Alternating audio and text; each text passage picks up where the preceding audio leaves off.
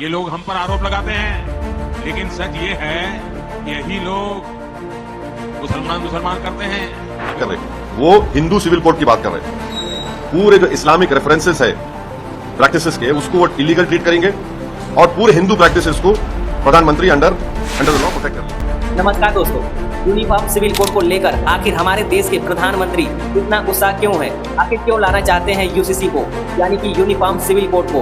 दरअसल हमारे देश के प्रधानमंत्री नरेंद्र मोदी जी ने बीते मंगलवार को मध्य प्रदेश के भोपाल में आयोजित एक कार्यक्रम के दौरान कहा है कि कुछ राजनीतिक दल यूसीसी यानी कि समान नागरिक संहिता के नाम पर मुसलमानों को भड़काने की कोशिश कर रहे हैं। यूनिफॉर्म सिविल कोड के नाम पर ऐसे लोगों को भड़काने का काम हो रहा है। आप मुझे बताइए, समान नागरिक संहिता का मुद्दा भारत की चुनावी राजनीति में धर्म के आईने में काफी जोरों से देखा जा रहा है।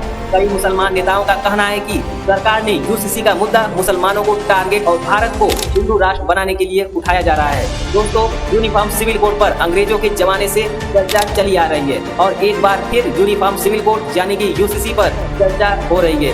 इस वीडियो में यूसीसी क्या है और क्यों लागू किया जा रहा है और इसका मुसलमानों पर क्या प्रभाव पड़ेगा, पूरा जानेंगे। तो इस वीडियो को लास्ट तक जरूर देखना और लाइक जरूर कीजिए। दोस्तों, आखिर क्या है संविधान का आर्टिकल 44 क्या कहता है? यूसीसी का विरोध आखिर क्यों हो रहा है? इसके लागू होने पर क्या कुछ बदल जाएगा? दोस्तों, बीजेपी ने 2014 और 2019 में अपने मैनिफेस्टो में इस बात का जिक्र किया था कि अगर हमारी सरकार बनी तो यूसीसी यानी कि यूनिफॉर्म सिविल कोड को पूरे देश में लागू किया जाएगा। दोस्तों, बीजेपी ने बीते समय में अपने किए गए वादों को पूरा कर रही है और कई वादों को बल्कि पूरा कर चुकी है। अब साल 2024 यानी लोकसभा चुनाव भी नजदीक है और उसी का फायदा बीजेपी उठाना चाहती है। इसीलिए उसने यूसीसी का मुद्दा उठाया, जिससे उसका किया गया वादा भी पूरा हो जाएगा और चुनाव जीतने की उम्मीद भी काफी बढ़ जाएगी। दोस्तों, हाल ही में पीएम मोदी ने बयान दिया कि एक परिवार में एक घर के एक परिवार के लिए अलग कानून और दूसरे परिवार के लिए अलग कानून, तो कैसे चल पाएगा ये परिवार? आप मुझे बताइए, एक घर में परिवार के एक सदस्य के लिए एक कानून, परिवार के दूसरे सदस्य के लिए दूसरा कानून हो, क्या वो घर चल पाएगा क्या? और फिर ऐसी दोहरी व्यवस्था से देश कैसे चल पाएगा? फिर ऐसी दोहरी व्यवस्था से देश कैसे चल पाएगा? हमें याद रखना है। दोस्तों, इससे पहले अगर उत्तराखंड की बात करें तो वहाँ यूसीसी को लागू करने की तैयारी भी चल रही है। ये जो आपका समान नागरिक संहिता कानून है, इसका मैं पूरे दिल से समर्थन करता हूँ। और वहाँ के मुख्यमंत्री भी इसे पूरी तरह से लागू करने के लिए तैयार हो गए हैं। दोस्तों, वहाँ पर एक कमेटी का गठन किया गया था और उस कमेटी के सभी लोगों ने इसको लागू करने को कहा।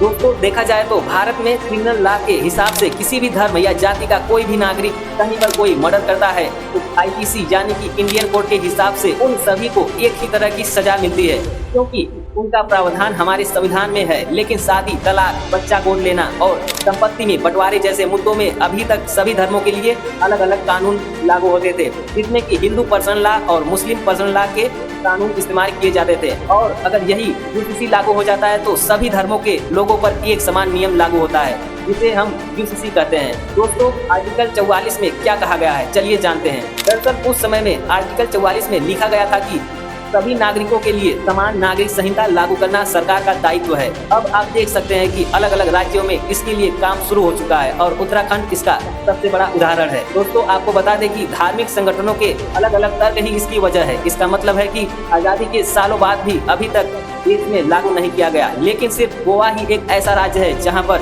यूसीसी लागू है। वो पुर्तगालियों ने 1867 में इसे लागू किया था।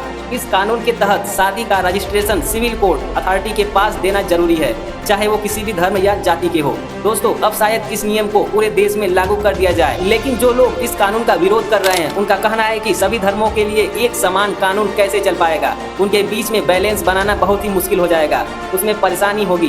दोस्तों, आइए जानते हैं कि अगर यूसीसी लागू होता है तो क्या बदलाव हो सकता है। दरअसल इस कानून के लागू होते ही सभी धर्म, हिंदू, मुस्लिम, ईसाइयों और पारसियों को लेकर जो भी पर्सनल लॉ है उनको खत्म कर दिया जाएगा। और बीजेपी का मानना है कि यूसीसी लागू होने से देश में एक रूपता आएगा। दोस्तों, देखा जाए तो पीएम पहले से ही वन नेशन वन लॉ की हमेशा बात करते आ रहे हैं।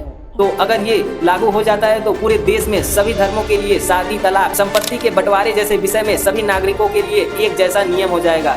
दोस्तों, यहाँ पर आपसे एक सवाल है कि क्या भारत में यूसीसी लागू करना चाहिए?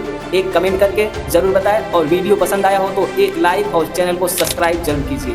थैंक यू दोस्तों, मिलते हैं अगले वीडियो में।